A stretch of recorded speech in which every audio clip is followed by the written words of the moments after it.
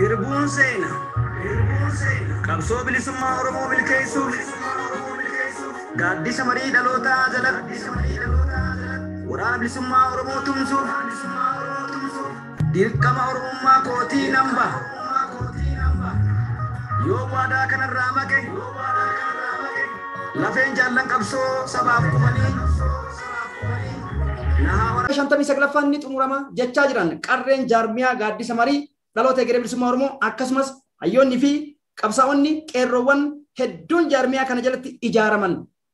Isinoo akka qondaala abaaboo waboo ganamatti maal jettamme? Maashaallah.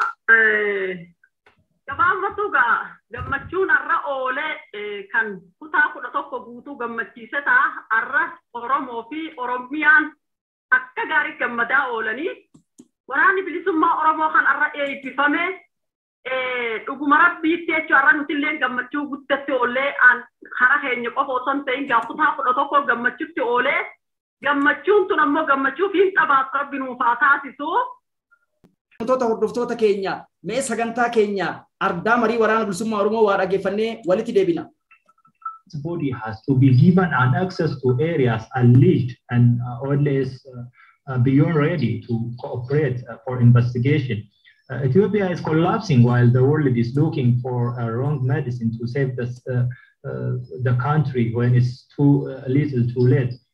Failing to accept the realities as the cause of Ethiopia's demise today is a deliberate marginalization of the Oromo mass and distorting essential.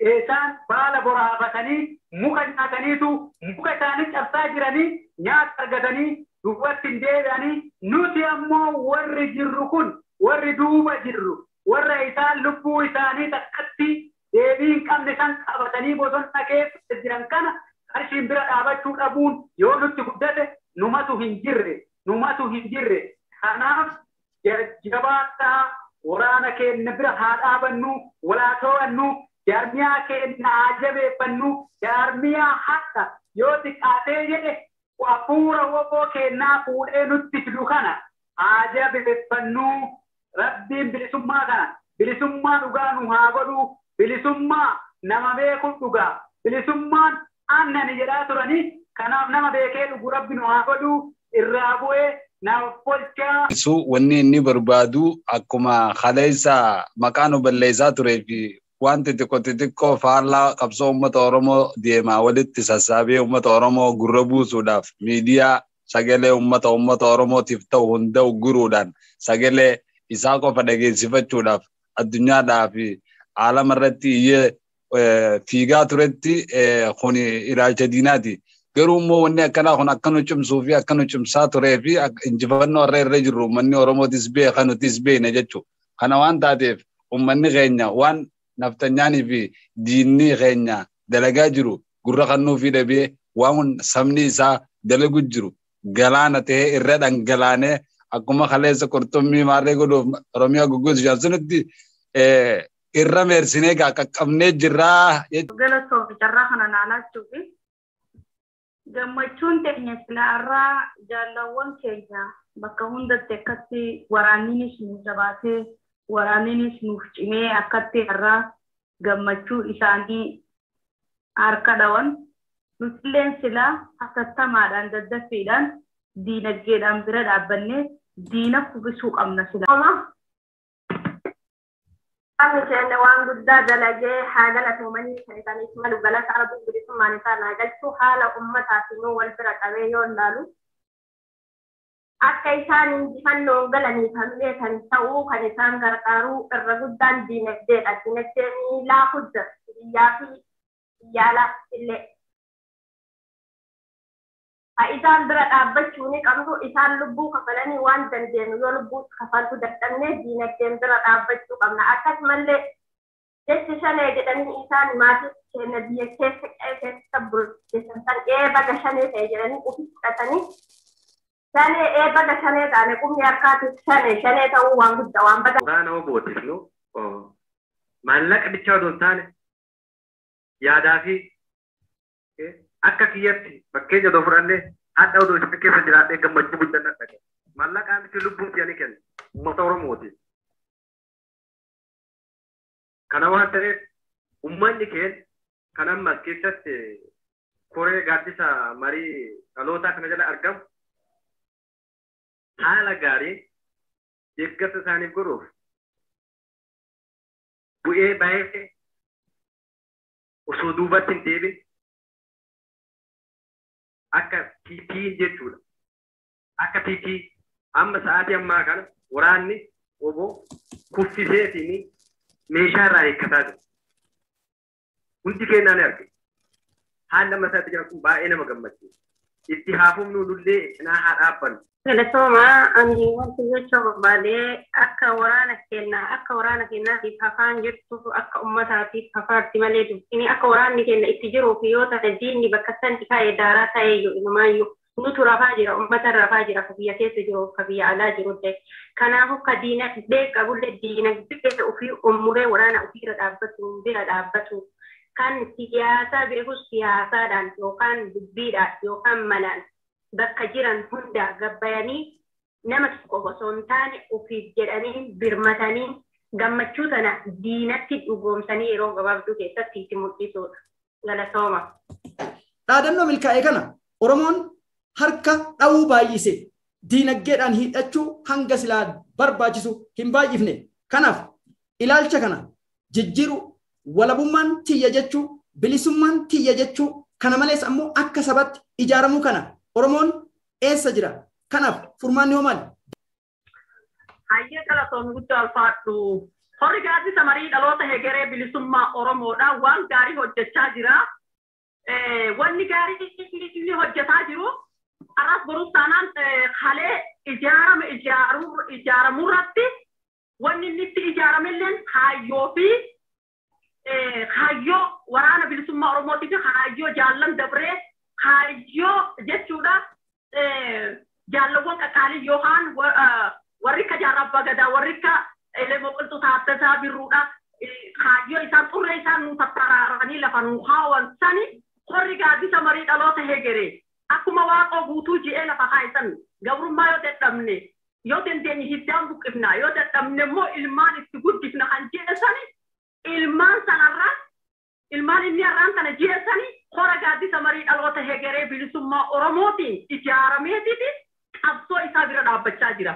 Biyya sabaatti ijaarra jedhanii lubbuu qaaliif kennanii isaanis akka kennanii dhaamsa dabarsaa fi asumaan ammoo warroonni acheessa jiru warroonni dandeettii qarqaaruu qabnu waan dandeenyu kun jahaabonuu fi bira jiraannee an akkasii jechu osoo danda'e noobee addunyaan bilbiqinnaa badhaafte dhaabbanyaa badhaafte golga dukkana nurraa saaqamee biiftuu wahii argine Oromoo yeroon amma dubbiin birraan irreechaa barana Finfinneetti wal arguun jechaa jiran kabajamtoota ilmaan Oromoo alaaf keessa jirtan gaheen hayyoota gaheen waa hundaan waraana kanaaf godhamu ilaalcha beekumsaan tarsiimoodhaan qindoominaan akkasumas ammoo diinota qulqulleessuu fi diinotatti dammaquu shiroota isaan qopheessanii fi maqaballeessiisaa waraana kanatti godhanoo Oromoon akkamitti dura dhaabbataa jaarmiyaa gaaddisa marii dhaloota egeree bilisummaa Oromootii fi hayyoota wajjin oolaa har'a sagalee eebbifamtootaati kan dhagayaa jirtan zoonii kibbaa irraa kan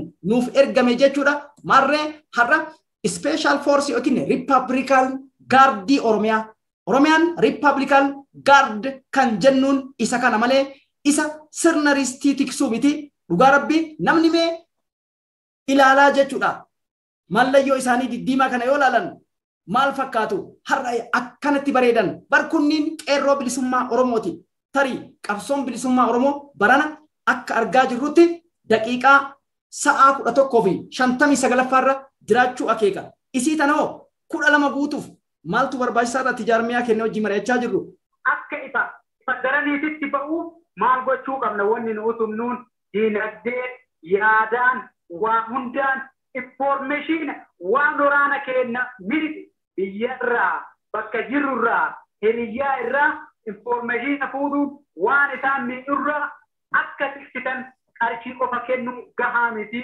Qarshiin utuba haa ta'u utubaadhaa nyaatan malee dhugan malee hin waraanan dhuganii eega nyaatanii diina ofii cabsan haa ta'u isaan baala boraafatanii muka nyaataniitu muka isaanii cabsaa jiranii nyaata argatanii duubatti hin deebi'anii nuti ammoo warri jirru kun warri duuba jirru warra isaan lubbuu isaanii takkatti deebii hin qabne kan qabatanii bosona keessa jiran kana qarshiin bira dhaabachuu dhabuun yoo nutti guddate numatu hin jirre.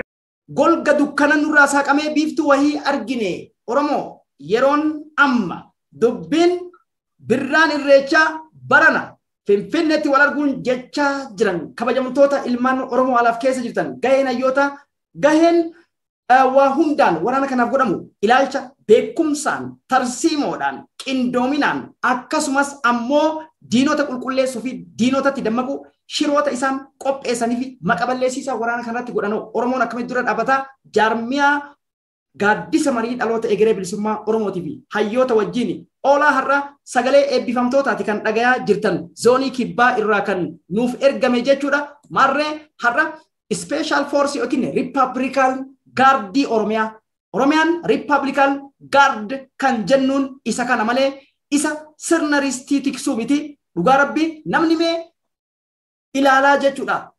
Mallayyoo isaanii diddiimaa kana yoo ilaalan maal fakkaatu har'a akkanatti bareedan barkunniin qeerroo bilisummaa Oromooti. Tarii qabsoon bilisummaa Oromoo barana akka argaa jirrutti daqiiqaa sa'aa 11:59 irra jiraachuu akeeka. Isii tanoo 12 guutuuf maaltu barbaachisaa irratti jaarmiyaa keenya wajjin mari'achaa jirru. Egaa kabajamtoota hordoftoota keenya namoota hedduudhaaf hin carraa kenne mee carraa dhumaa jaalumaadhiif hin kenna. Umar Ahmadiif kenna. Obboleettii keenya jette waboo gaddaatee ture waan jiruun bira hawwannee isiniin isaaniif qabsoo tokko yaada isaan irratti hirmaatu inshaAllah. Jechuun dhugaadha. Ummata dammaqee jechuun ummata beekee ummata dammaqee jechuun ummata gabrummaa fi bilisummaan addaan baasee beekee ummata dammaqee jechuun akkasuma ummata isa gabroonfatuuf deemu irratti warra dammaqee kanaaf haalonni isin haasoftan irra haasoftan hundi waan garaa nama qabbaneessu akkasuma waraanni keenya guyyaa har'aa waan itti jiru kana jechuudha.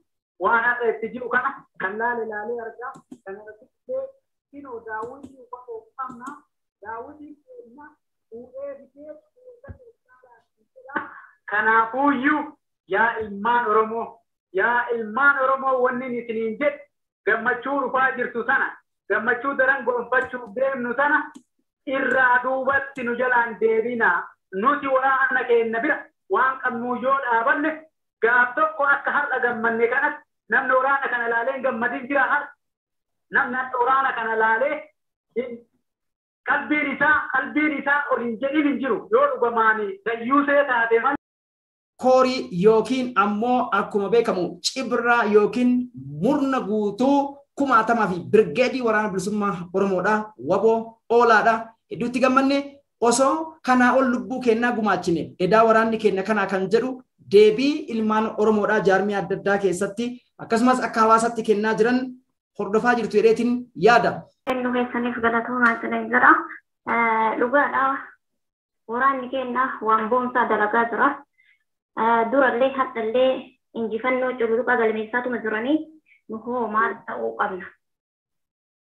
Kanaaf waan dandeenyu keessa alaan nullee afaan bichaan haasa'uu osoo hin taane diinagdeen homa dandeenyuun isaan bira dhaabachuudha. Keessa alaan isaan dalagaa jiran hanga lubbuu ofiitti aarsaa kafalanii nu dalagaa jiran. Nu hoo lubbuu maallanni lubbuun hin bitamu. Isaan lubbuu qaalii dabartu hin deebine kafalaa jiran. Nu hoo maal dhimaa garaa nu nyaata.